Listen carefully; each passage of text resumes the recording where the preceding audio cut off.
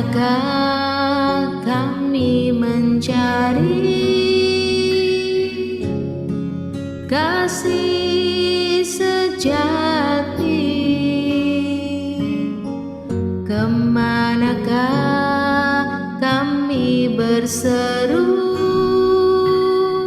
saat badai datang menderu? Yang kami tahu hanya Kau yang mampu pulihkan segala sesuatu.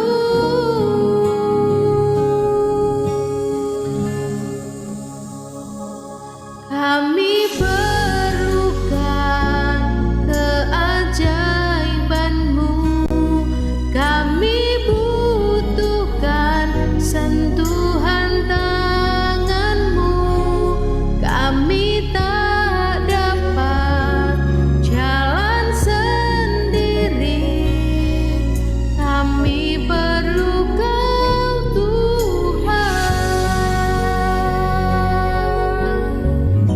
Puji Tuhan, saudara-saudara yang Tuhan Yesus kasih, berjumpa kembali dengan saya dalam khotbah online GPC Anugerah Bermazmur, Minggu 10 April 2022. Mari kita berdoa. Bapa Surgawi, terima kasih untuk anugerah dan berkat yang sudah Tuhan berikan kepada kami setiap hari. Dan hari ini Tuhan, kami sungguh rindu untuk mendengar, menerima berita firman-Mu, agar kami boleh belajar, diajar, memahami, dan bertumbuh berbuah bagi kemuliaan Tuhan. Supaya kami boleh menyaksikan betapa luar biasanya Tuhan di dalam kehidupan kami. Oleh sebab itu Tuhan, sucikan dan kuduskan hati pikiran kami dengan darah-Mu Yesus. Bahkan tubuh kami sucikan dengan darah-Mu juga, supaya kami boleh layak berkenan menerima berita firman-Mu. Hari ini kami siap mendengar, hari ini kami siap diajar, hari ini kami siap bertumbuh, nama-Mu ditinggikan. Di dalam nama Yesus kami berdoa, haleluya, amin. Saudara-saudara, Tuhan sangat mengasihi kita semua. Dan saya percaya bahwa di dalam segala hal, di dalam segala kondisi, keadaan, dan apapun yang terjadi dalam hidup Anda dan hidup saya, Tuhan ada di sana. Bukan cuma mengawasi, tetapi Dia berintervensi, campur tangan secara langsung untuk memberkati kita. Haleluya. Hari ini saya mau sampaikan satu tema. Mencari Tuhan, butuhkah? Saudara-saudara, banyak yang beranggapan kita sudah memasuki periode zaman akhir, di mana segala sesuatu akan berakhir karena kejahatan sekarang ini semakin meningkat, dan itu sesuai dengan firman Tuhan. Seruan untuk kembali kepada Tuhan dan lebih bersungguh-sungguh di dalam persekutuan dengan Tuhan terus disuarakan oleh mereka yang beranggapan demikian, bahwa zaman akhir sudah datang. Di sisi lain, banyak juga yang menganggap itu hanya dongeng untuk menakut-nakuti dan cara orang-orang fanatik mempengaruhi yang lain untuk mengikuti gerakan mereka. Wow. Beberapa yang lain menanggapi dengan skeptis, karena berita kedatangan Tuhan sudah disampaikan bukan saja ratusan, tapi ribuan tahun atau 2000 tahun yang lalu. Tapi toh sampai hari ini belum menunjukkan penggenapannya. Jadi apakah kita harus percaya? Saudara-saudara, inilah kesimpulan kebanyakan orang. Tuhan masih lama datangnya. Sekarang yang paling penting adalah sekolah, kerja, berusaha untuk masa depan. Jangan fanatik. Pokoknya kita beribadah itu sudah cukup. Wow. Beribadah seperti apa yang dimaksud? Asal ibadah? Atau bagaimana? Saudara-saudara, kalau seseorang itu bersungguh-sungguh beribadah, maka itu berarti dia giat, tekun, mempelajari, meneliti seperti jemaat mula-mula. Bukannya mencari ibadah yang instan, praktis, cepat. Karena jika demikian, bisa nggak disebut ibadah yang sungguh-sungguh? Sekarang kembali kepada masing-masing orang yang akan merespon berita firman Tuhan. Orang boleh bilang, masih lama zaman akhir. Ini bukan zaman akhir, nggak usah dipikirkan, itu terserah. Tetapi saudara-saudara, sampai berapakah umur kita nantinya? Bukankah kita juga akan berhadapan dengan kematian? Adakah Tuhan dapat dibatasi kuasanya untuk berhenti mencabut umur nyawa manusia? karena kurang berkuasa atau mungkin sudah bosan dengan pekerjaannya, ngurusi manusia terus. Saudara-saudara, Tuhan tidak dapat dibatasi kuasanya. Kita tahu bahwa Tuhan bergantung pada dirinya sendiri untuk memutuskan kehendaknya atas hidup manusia. Itu sebab tanpa menunggu kiamat pun kita akan mengalami kematian. Sabtu malam tanggal 2 April 2022, mami saya terserang stroke ketiga. Dan itu menyebabkan tangan dan kakinya mengalami kejang vokal. Lalu saat dibawa ke IGD, kondisinya semakin parah. Kadang mulutnya sulit dibuka dan bicaranya sudah mulai ngelantur, tidak jelas, bahkan ada halusinasi. Dokter yang menangani secara langsung selama periode stroke pertama dan kedua, dan juga dokter IGD, merekomendasikan untuk rawat inap karena rawat jalan kelihatannya sudah tidak memungkinkan. Hasil CT scan menunjukkan bahwa batang otak sudah akut dan banyak bagian sudah mengalami kerusakan karena stroke yang lama. Tapi sekarang otak kiri juga mengalami pencumbatan. Jadi sudah dulu otak kanan yang kena, dan itu sudah 2 kali. Sekarang stroke baru sudah otak kirinya, sehingga tangan kanan dan kaki kiri yang terkena, badan bagian kanan yang terkena. Dan tentu saja saudara, itu membuat kondisi pasti jauh tidak lebih baik. Dan saya mulai berkumpul di teras IGD untuk memutuskan apa yang harus kami lakukan. Saya meminta hikmat dari Tuhan. Sungguh saya mencari Tuhan dan sangat membutuhkan kehadiran serta pimpinan Tuhan di dalam kondisi seperti itu. Ada 4 pertimbangan saudara. Yang pertama, menurut saya rumah sakit adalah sarang bakteri. Dalam kondisi lemah, maka mami saya akan lebih mudah tertular. Yang kedua, stres rawat inap itu akan memperburuk kondisi mami saya. Karena pada waktu ada di ruang IGD saja, dia sudah menunjukkan gejala kepingin pulang atau ingin cepat keluar dari sana. Dan ketika kakak saya bilang atau cici saya bilang kita sebentar lagi pulang, dia langsung tenang. Saya menyadari bahwa tubuh manusia itu terdiri dari 2 unsur, bukan cuma masalah jasmani saja, tetapi juga masalah rohani atau psikologis. Kalau psikologisnya terganggu, ya otomatis jasmaninya juga kena. Saya memikirkan itu, saudara. Itu pertimbangan yang kedua. Pertimbangan yang ketiga, biaya akan membengkak kalau masuk rumah sakit. Berapa yang akan dikeluarkan? Yang keempat, kalau tidak rawat inap, maka resiko mengkonsumsi makanan dan obat akan menjadi sulit. Karena pada waktu di IGD, mulut mami saya sudah agak menutup, sulit sekali untuk membuka. Jadi bagaimana memberi makan, apalagi minum obat. Saudara-saudara yang dikasihi Tuhan, ini sesuatu yang menyebabkan saya bingung. Dan ada keluarga juga di sana. Kami berembuk dan akhirnya saya mengambil keputusan berdoa, minta petunjuk Tuhan. Dan ketika saya berdoa di teras IGD, Tuhan berkata, pulang. Saudara, waktu kami mengambil tindakan iman, pulang dengan keadaan seperti itu, kami pun bingung juga. Karena pulang memang bukan pilihan terbaik. Tetapi pada akhirnya, pertimbangan manusia saya letakkan di bawah kaki Tuhan.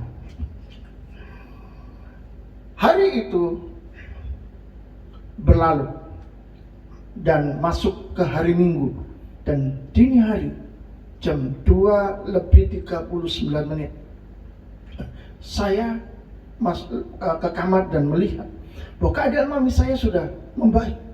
Dia bisa bicara jelas. Artinya dia tidak akan kesulitan untuk makan dan minum obat. Kalau seperti itu, pagi hari wajahnya sudah cerah, saudara. Pengobatan ke dokter untuk suntik setiap hari masih tetap saya lakukan supaya progres kesembuhannya bisa lebih cepat. Tapi saudara, kondisi mami setiap hari menjadi lebih baik. Dia bisa makan, jalan sendiri, dan bicara sangat lancar. Pemulihan terjadi. Batang akut yang menyebabkan stroke tidak pernah bisa menghalangi Tuhan untuk menyatakan kuasa dan kemuliaannya. Amin. Puji Tuhan. Saudara-saudara, secara pribadi saya harus berkata, mencari Tuhan, butuhkah? Saya akan menjawabnya, saya sangat butuh. Saya sangat membutuhkan. Tidak tahu dengan saudara. Yang jelas saudara, dari peristiwa ini saya mendapatkan sesuatu. Inilah yang saya dapatkan. Jangan takut pada gelapnya malam, karena benda penerang tidak dicipta hanya pada siang hari. Tuhan menjaga kita di siang dan malam hari, menerangi kita di setiap sisi kehidupan. Dia ada di saat-saat kita membutuhkan, yang kita anggap itu sebagai gelapnya malam. Puji Tuhan. Saudara-saudara, kita belajar bahwa dunia tidak memberi kita istirahat. Dunia tidak memberi kita damai sampai mati. Selalu saja ada masalah yang akan bakal datang. Tapi Tuhan memberi jalan keluar. Yang ada di dalam kesesakan, jangan takut. Jangan menganggap remeh zaman akhir yang akan membawa kita kepada kesudahan zaman. Hanya karena kondisi kita mungkin saat ini masih oke-oke saja, baik-baik saja, belum ada gempa, belum ada perang yang serius. Saudara, firman Tuhan berkata di dalam kitab Wahyu pasal 22 ayat yang ke-11. Sesungguhnya aku datang segera, dan aku membawa upahku untuk membalaskan kepada setiap orang menurut perbuatannya. Aku datang segera, kata Yesus. Kita perlu waspada. Apa itu waspada? Berhati-hati dan berjaga-jaga dalam menjalani hidup yang mungkin kadang tampak biasa saja. Tidak ada masalah, tidak ada persoalan, lancar-lancar saja. Karena saudara, kedatangan Yesus itu bersifat segera, bukan ditunda-tunda, dan itu sudah ditentukan waktunya. Dan itu bisa di luar nalar kejadiannya, tidak terpikirkan dan ajaib. Yang jelas kita akan melihat nanti bahwa itu memang segera. Jadi, tapi baiklah kita tinggalkan pemikiran akhir zaman, kedatangan Tuhan, kalau mungkin itu dianggap oleh beberapa orang masih lama. Mari kita belajar melihat pada peristiwa yang terjadi di dunia kita saja. Seperti seorang anak kecil yang merasa tidak tahu apa-apa dan percaya saja kepada kita orang-orang yang sudah dewasa. Demikian juga saudara, mari kita percaya kepada kata-kata Tuhan. Seperti seorang anak kecil percaya kepada kata-kata orang dewasa, tanpa mengedepankan pikiran kita pribadi yang sering menonjol dan mengungguli pikiran Tuhan yang Maha Tahu. Saudara-saudara, karena hal itu bisa membuat kita dipandang sebagai warga negara kerajaan surga oleh Tuhan. Mengapa? Karena di dalam Matius pasal 19 ayat 14 berkata, tetapi Yesus berkata, biarkanlah anak-anak itu, janganlah menghalang-halangi mereka datang kepadaku, sebab orang-orang yang seperti itulah yang mempunyai kerajaan surga. Anak-anak inilah yang memiliki kerajaan surga. Apakah karena anak kecil lalu masuk surga? Bukan itu maksudnya. Tetapi saudara-saudara, anak-anak kecil ini bisa mendapatkan sambutan hangat dari Tuhan Yesus untuk masuk ke surga karena anak-anak pada dasarnya mudah menerima, mudah percaya, dan antusias di dalam menyambut sesuatu. Inilah yang Tuhan mau, inilah yang Tuhan suka. Ketika kita mau menerima, mau percaya, atau mudah menerima, mudah percaya, dan antusias menyambut Tuhan, itu yang membuat kita menjadi orang-orang yang dikatakan oleh Yesus mempunyai kerajaan surga.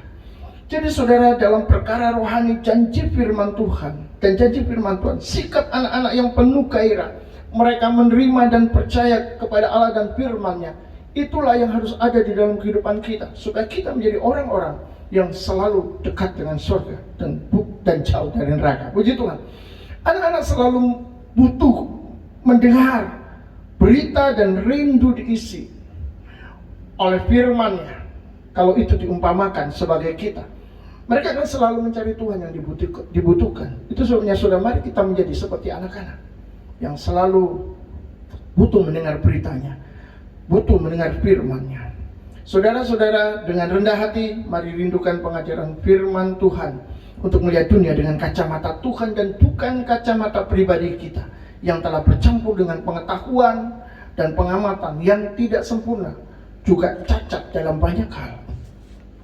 Firman Tuhan berkata di dalam Roma pasal 8 ayat 22, sebab kita tahu bahwa sekarang segala makhluk sama-sama mengeluh dan sama-sama merasa sakit bersalin. Seperti orang sakit bersalin. Seperti apakah rasanya? Dari cerita yang saya dengar itu cukup sakit, saudara ya. Sekarang memang bisa melalui operasi sesar supaya tidak terlalu sakit. Namun bukan berarti itu tidak terasa sakit. Saudara-saudara, rasa takut menghadapi operasi dan sakit di dalam persiapan memasuki proses operasi, apalagi nanti setelah selesai operasi, itu tetap sakit.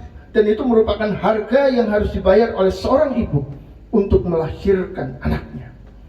Keponakan saya bercerita tentang rasa sakit dan takut saat memasuki ruang dan operasi di rumah sakit bersalin. Dia berkata seakan mau mati saja. Saudara-saudara dikasih Tuhan, saya bukan mau nakut-nakuti ibu-ibu yang sudah hamil, saya minta maaf. Tetapi saudara, ini adalah kenyataan bahwa manusia tidak pernah bisa lepas dari yang namanya rasa sakit selama masih ada di dunia. Saudara-saudara, kehidupan manusia kerap dihantui ketakutan dan rasa putus asa karena kerasnya kehidupan. Yang bekerja membanting tulang untuk kehidupan, mengeluh atas beban yang ditanggungnya, dan mengeluh akan ketidakpastian jaminan bebas dari kesukaran tanpa batas. Yang mengalami kejahatan tanpa daya dan bergumul saudara habis-habisan, seakan tidak mendapatkan jawaban juga. Wah saudara, kasus pencurian, perampokan, disertai kekerasan dan pembunuhan, ditambah kasus perdagangan manusia, akan membuat orang bertanya, Tuhan di mana? Apakah dia ada? Mengapa dia biarkan saja? Saudara-saudara, Tribun Medan merilis berita yang bisa membuat orang menangis ataupun geram dan prihatin atas kisah gadis 21 tahun dari India. Selama 13 tahun dia mengalami pelecehan seksual, dipukuli dan dianiaya. Oleh siapa? Oleh keluarganya sendiri, paman, adik, kakak, dan saudaranya yang lain. Saat dia masih berumur 8 tahun. Dan dia tidak bisa melawan. Ketika dia mengadu kepada ibunya, ibunya justru mengatakan itu hanyalah hal normal. Wow, itu sangat menghancurkan. Bibinya melihat hal itu juga membiarkan saja. Anak ini benar-benar sudah menjadi perkedel. Anak ini benar-benar menjadi bumbu rujak, sudah dikunyak-kunyak gak karu-karuan. Kasihan sekali. Tetapi inilah yang terjadi kepada gadis India yang berumur 8 tahun dan sampai usia 20 tahun. Akhirnya saudara, dia tinggal di Dewan Pelayanan Sosial untuk mengajukan pengaduan ke Komite Kesejahteraan. Tetapi di sana juga dia dilecehkan juga oleh 2 pria yang dibantu oleh 2 wanita pekerja di sana. Oh, sungguh-sungguh benar-benar hidup di neraka. Tapi saudara, di umur 21 tahun akhirnya dia bertekad melaporkan mereka semua ke polisi. Saudara-saudara yang dikasihi Tuhan, saya tidak bisa membayangkan penderitaan gadis ini. Sejak kecil dia harus mengalami hal yang tidak diinginkan, ditambah ketidakberdayaannya karena masih kecil dan kekuatan kerajaan dari keluarganya. Lebih runyam saat dia dipindahkan ke lembaga yang seharusnya melindungi dia, malah di dalamnya dia dimanfaatkan. Dunia memang kejam. Kita tidak bisa saudara menghakimi orang-orang yang mengalami trauma dan luka sebesar gadis ini kalau mereka bilang sulit sekali atau tidak mempercayai Tuhan. Kita hanya bisa mendoakan mereka dan membagi kasih agar mereka nanti melihat keberadaan Tuhan, mengalami kasih-Nya, dipulihkan. Karena memang mereka tidak mampu saudara menyelami pekerjaan tangan Tuhan dalam kondisi seperti itu. Perlu waktu, butuh waktu. Belum lagi saudara, di dunia ini kita ditakutkan dengan berbagai macam hal, rekayasa genetik dan teknologi secara luas, termasuk senjata canggih yang berdampak kerusakan terhadap manusia dan lingkungan. Ini mendatangkan rasa takut. Jadi sekali lagi manusia tidak bisa bebas dari semua itu. Para ilmuwan menemukan bahwa organisme atau makhluk hasil rekayasa genetik memiliki berbagai cacat dan kekurangan, dan penggunaan produknya memiliki dampak negatif terhadap kesehatan, etika, agama, dan lingkungan hidup. Jadi saudara bisa melihat bahwa di dunia ini tempatnya kerusakan.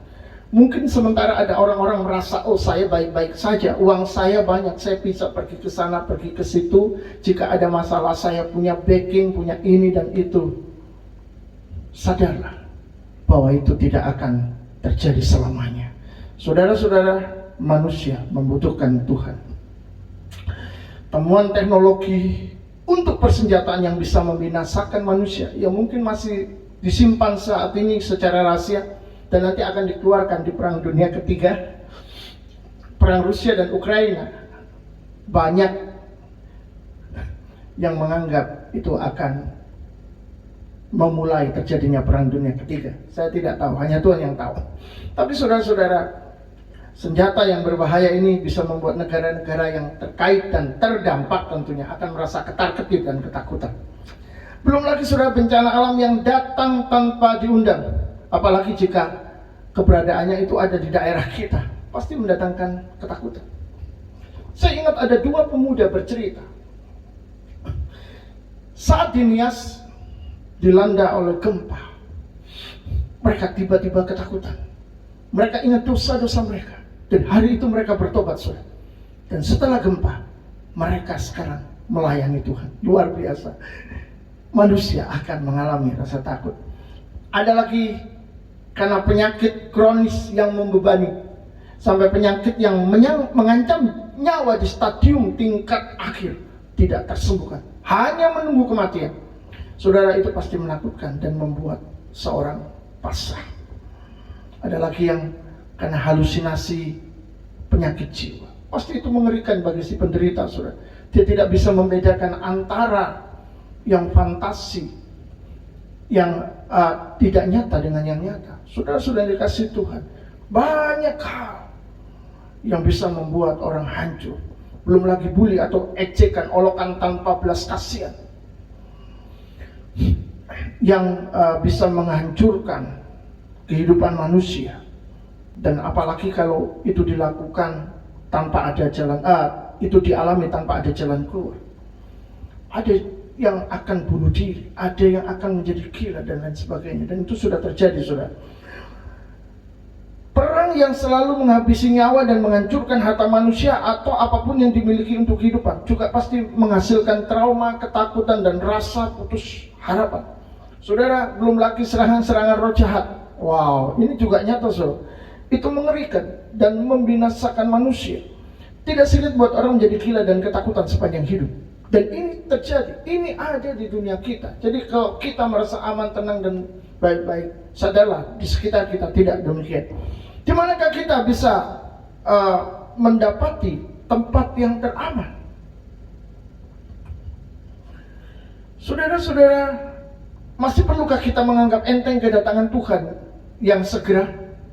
Apakah mencari Tuhan sekarang ini sudah ketinggalan zaman dan hanya orang bodoh saja yang melakukannya? Sekali lagi, apalagi kalau kita tidak sedang mengalami peristiwa-peristiwa buruk itu yang sudah dialami oleh banyak orang seperti perang, masalah finansial, korban kejahatan, dan lain-lain.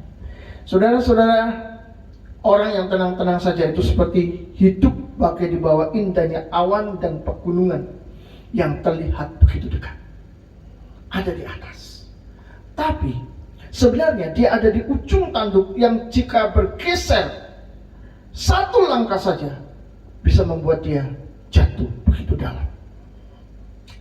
Tidakkah kita membutuhkan Tuhan? Masihkah kita berkata tidak butuh Tuhan? Saudara-saudara, semua ada di dalam kedaulatan Allah yang mengaruniakannya. Tidakkah kita menjadi takut kepadanya? Karena semua yang terjadi, yang ada di dalam dunia ini, hidup yang aman hanya dekat Tuhan, hanya dekat Allah saja aku tenang, kata firman Tuhan.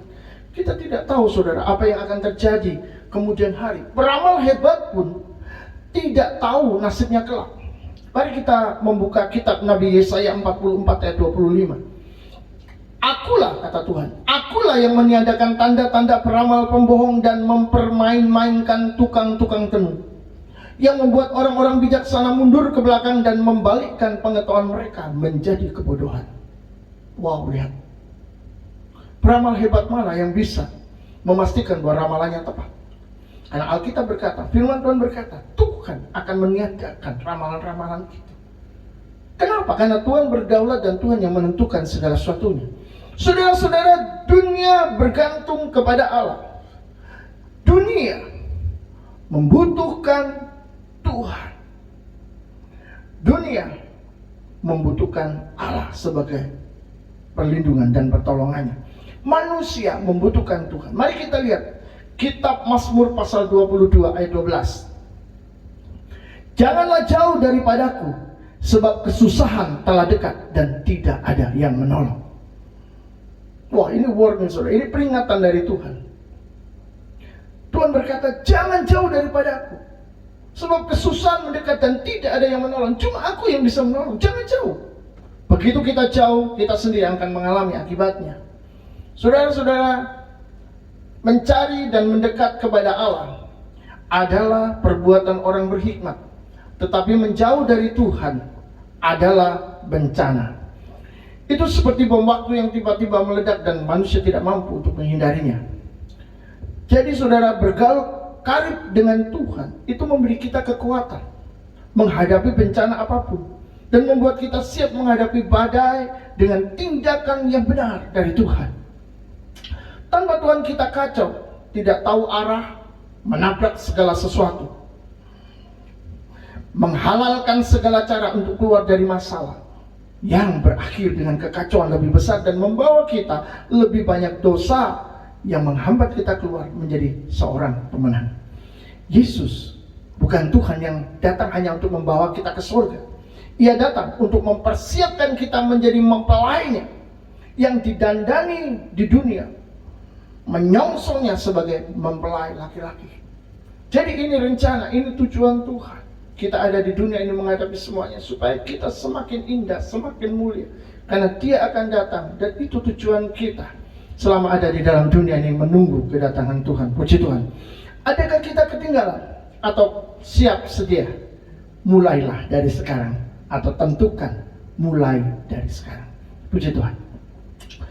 Mengapa saudara? Karena anugerah sudah diberikan. Keselamatan dikaruniakan untuk dikerjakan dan Roh Kudus dicurahkan untuk memampukan kita mengambil bagian dari rencana Tuhan yang sangat besar. Di hari-hari yang pasti akan berakhir ini, yang paling penting adalah mencari Tuhan yang sudah memberikan dirinya dengan datang ke dunia, dengan mati tersalib untuk kita. Sebentar lagi kita akan memasuki, memperingati kembali akan apa yang telah Dia kerjakan untuk kita. Dialah yang mendamaikan kita dengan Allah melalui dirinya di kayu salib, sebab Dia adalah Allah satu-satunya yang menjadi pengantara untuk pendamaian itu sendiri, dan tidak ada yang bisa menggantikannya. Roma pasal 3 ayat 25. Kristus Yesus telah ditentukan Allah menjadi jalan pendamaian karena iman dalam darahnya. Hal ini dibuatnya untuk menunjukkan keadilannya karena Ia telah membiarkan dosa-dosa yang telah terjadi dahulu pada masa kesabarannya. Itu artinya saudara, kita sangat membutuhkan Tuhan, sebab kita tidak dapat menyelamatkan diri sendiri, melindungi diri sendiri atau sesuatu atas sesuatu yang lebih besar. Kita perlu mencari wajah Tuhan di saat kesusahan, betul?